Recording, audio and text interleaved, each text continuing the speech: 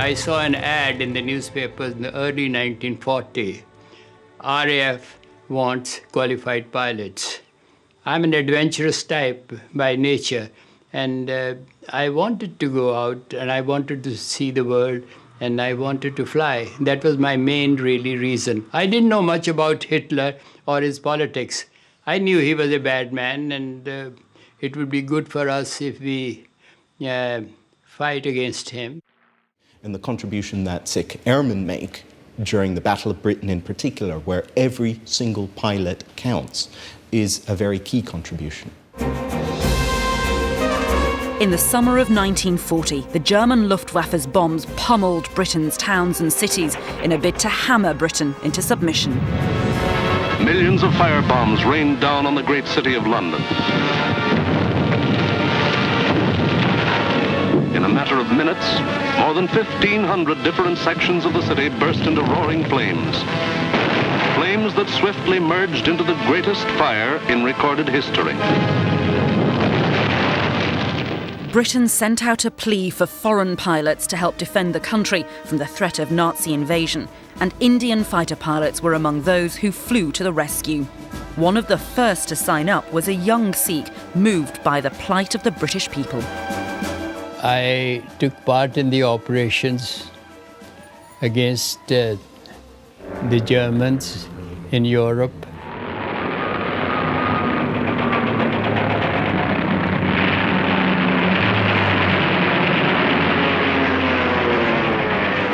London was being bombed day and night.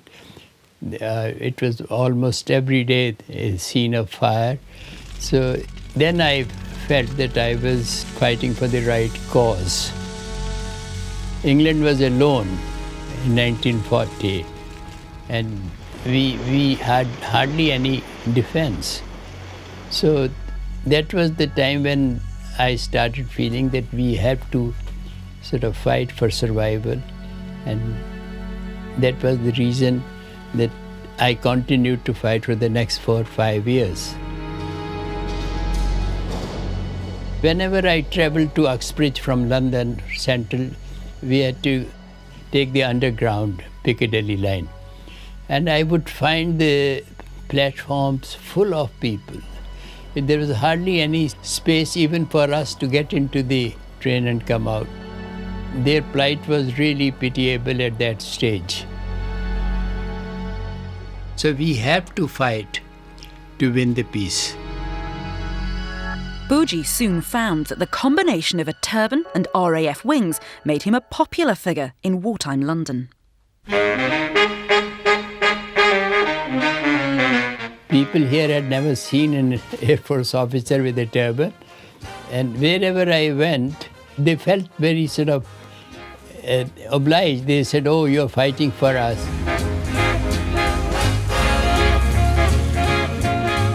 I stood in a queue trying to see the Gone with the Wind film. That was a long queue. I stood at the back, and as soon as the man in front of me looked at me, he says, "Sir, you don't have to queue." I mean, no. And when I went to the ticket counter, the girl there, she said, "You don't have to buy a ticket, sir. You can go in." I wrote to my father, I says, "No one could better place to die than a place here. See, because these are the people who love me and respect me." That affection was reciprocated as Pujji spent the next 5 years flying dangerous fighter sweeps that saw him cheat death on several occasions. In one of my encounters with the German ME, I suddenly saw my dashboard smashed. See, what obviously had happened, aircraft behind me had fired without my knowing it. Black smoke from the engine started coming. Oil started coming out. I couldn't do anything except to try and return home. At about 8,000 feet, I thought I wouldn't make it. And then I saw the white cliffs of Dover. So I was so happy about it and continued to glide. And I just crashed onto the ground.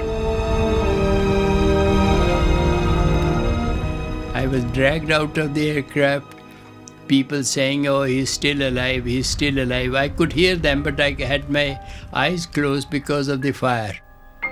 Despite suffering serious head injuries, Pujji was back in the pilot's seat and protecting Britain from Nazi attack just weeks after the crash. The Battle of Britain was won, but not by Hitler.